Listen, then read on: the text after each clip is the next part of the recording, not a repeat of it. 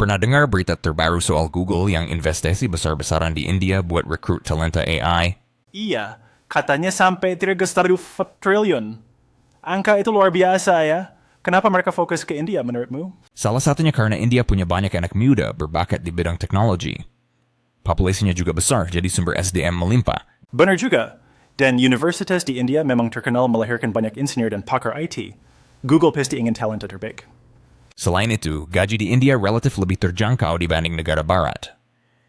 Itu bisa jadi pertimbangan efisiensi juga. Tapi kenapa AI? Kenapa bukan bidang lain yang mereka inkar? AI sekarang lagi jadi tulang punggung inovasi teknologi. Semua perusahaan besar berlomba-lomba perkuat tim AI mereka. Menarik, ya. Google sepertinya ingin tetap jadi pemain utama di bidang AI. Kalau telat, bisa tertinggal dari kompetitor seperti OpenAI. Benar.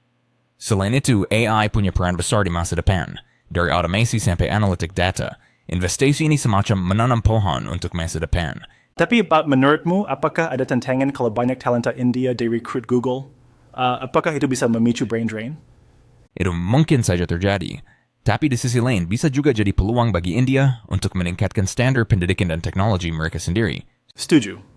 Tapi, kalau semua anak mudanya pergi ke luar negeri, siapa yang membangun ekosistem di dalam negeri?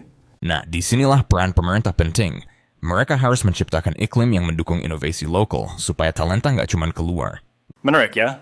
Aku juga kepikiran, apakah investasi besar ini bakal menambah ketimpangan antara negara maju dan berkembang?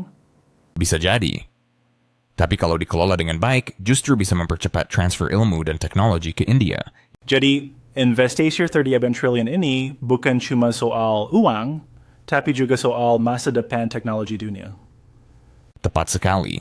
Dan mungkin di masa depan, pusat inovasi AI nggak lagi di Silicon Valley, tapi bisa saja pindah ke Asia.